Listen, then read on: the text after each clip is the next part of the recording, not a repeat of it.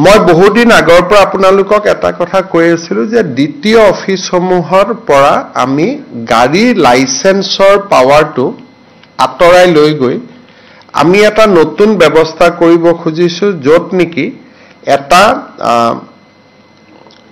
accredited driver training centre আৰু automated driving testing track অৰ্থাৎ এটা ডাঙৰ টেষ্টিং ট্ৰেক থাকিব তাতে মেচিন বা বিভিন্ন ব্যৱস্থা থাকিব লাইসেন্স যাক লাগিব তেওঁলোক তাতে পৰীক্ষা দিব আৰু তেওঁলোকক এই ইনষ্টিটিউটখনে লাইসেন্স দি দিব তাত আৰু দ্বিতীয় সহিৰ কোনো প্ৰয়োজন নহব আজি কেবিনেটে এই ব্যৱস্থাটোত মঞ্জুৰি দিছে আৰু প্ৰত্যেক সমষ্টিতে 126টা সমষ্টিত 126খন ড্ৰাইভিং ইনষ্টিটিউট খোলাৰ বাবেও কেবিনেটে অনুমোদন দিছে আমাৰ অসমৰ যিকোনো যুৱকে চৰকাৰৰ পৰা আবেদন কৰি এই ড্ৰাইভিং ট্ৰেইনিং ইনষ্টিটিউটৰ বাবে মঞ্জুৰি ল'ব পাৰিব আমাৰ ৰাজ্যত 126খন ড্ৰাইভিং ট্ৰেইনিং ইনষ্টিটিউট হ'ব আৰু অট'মেটেড ড্ৰাইভিং ট্ৰেক থাকিব প্ৰত্যেক জিলাত এখনকৈ যাতে ল'ৰা ছোৱালী আৰু সৰু সুৰা কামৰ বাবে তেওঁলোকে দ্বিতীয় অফিচত গৈ কষ্টৰ সন্মুখীন হ'ব নালাগে ঠিক সেই ধৰণে শ্ৰীমন্ত শংকৰদেৱ বিশ্ববিদ্যালয় আইনখনতো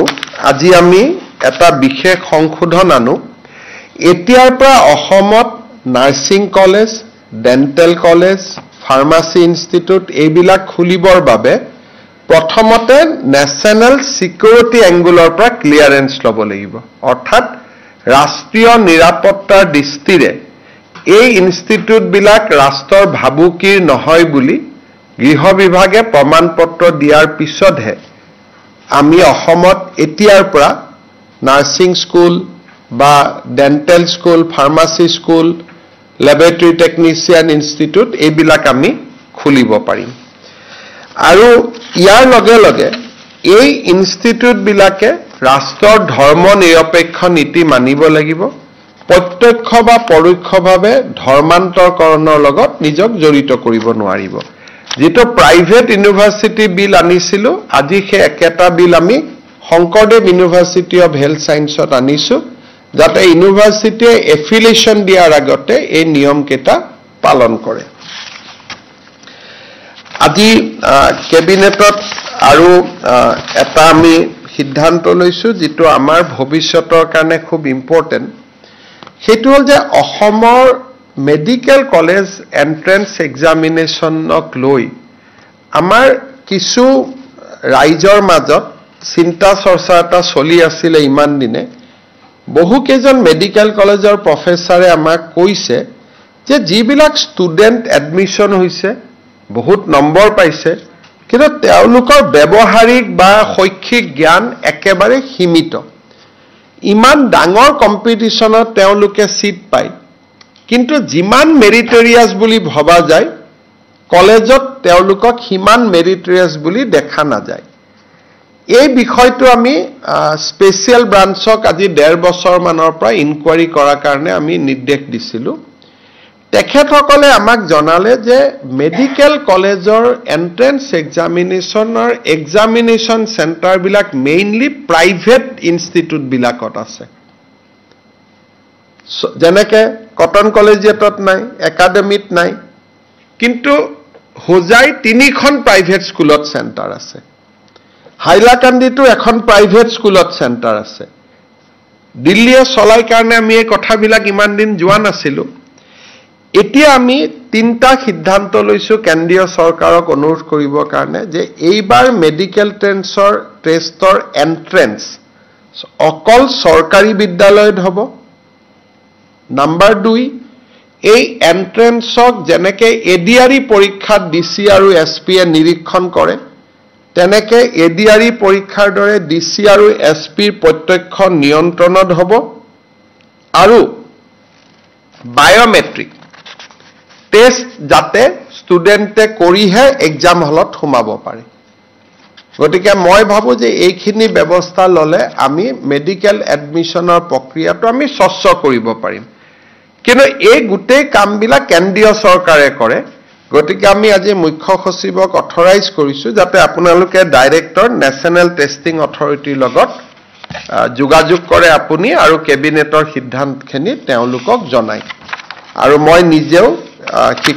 কেন্দ্ৰীয় মানৱ সম্পদ মন্ত্ৰী ধৰ্মেন্দ্ৰ প্ৰধানৰ সৈতে বিষয়টো আলোচনা কৰিম আজি আপোনালোকে জানে যে যোৱা আমাৰ চৰকাৰৰ প্ৰচেষ্টাত প্ৰধানমন্ত্ৰী ডাঙৰীয়াৰ আশীৰ্বাদত চৰাইদেউক আমি বিশ্ব ঐতিহ্য ক্ষেত্ৰলৈ লৈ যাব পাৰিলো আজি কেবিনেটে মাজুলী আৰু শিৱসাগৰক আমি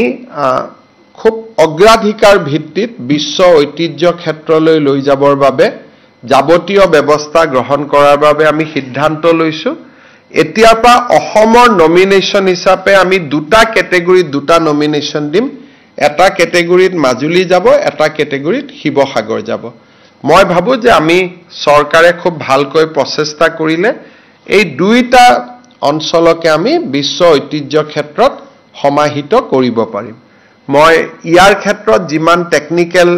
টিম লাগিব বা যাৱতীয় খৰচ লাগিব যাৱতীয় অধ্যয়ন লাগিব এই গোটেইখিনি দায়িত্ব ৰাজ্য চৰকাৰে ল'ব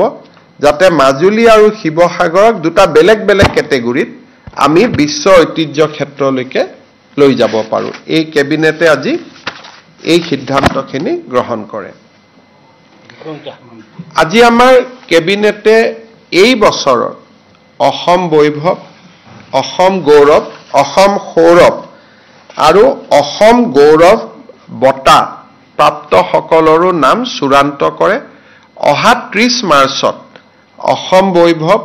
অসম সৌৰভ আৰু অসম গৌৰৱ বঁটা আনুষ্ঠানিকভাৱে প্ৰদান কৰা হ'ব এই বছৰ অসম বৈভৱ বঁটাৰ বাবে অৱসৰপ্ৰাপ্ত লেফটেনেণ্ট জেনেৰেল ৰাণা প্ৰতাপ কলিতাক ৰাজ্য চৰকাৰে মনোনীত কৰিছে অসমৰ ব্যক্তিয়ে সেনা বাহিনীত ইমান গুৰুত্বপূৰ্ণ পদ দক্ষতা সহকাৰে নিৰ্বাহন কৰাৰ উদাহৰণ আমাৰ ৰাজ্যত আগত নাছিলে হে লেফটেনেণ্ট জেনেৰেল ৰাণা প্ৰতাপ কলিতালৈ আমি এইবাৰ অসমৰ সৰ্বোচ্চ অসামৰিক সন্মান অসম বৈভৱ বঁটা আগবঢ়াবলৈ সিদ্ধান্ত গ্ৰহণ কৰিছো অসম সৌৰভ বঁটাৰ বাবে আমি যিখিনি ব্যক্তিৰ নাম নিৰ্বাচন কৰিছো তেওঁলোকৰ নাম মই ক'ব খুজিছো প্ৰথম আমি অসম সৌৰভ বঁটাৰ বাবে TCS টাটা কনসালটেন্সি সাৰ্ভিসৰ প্ৰাক্তন চেয়াৰমেন ডক্টৰ S ৰামদুৰাইক মনোনীত কৰিছো এখেতক মনোনীত কৰাৰ মূল উদ্দেশ্যটো হ'ল যে অসমত Indian institute of information technology স্থাপন বঁটাপ্ৰাপ্ত নামসকল নামখিনি থিৰাং কৰিছিল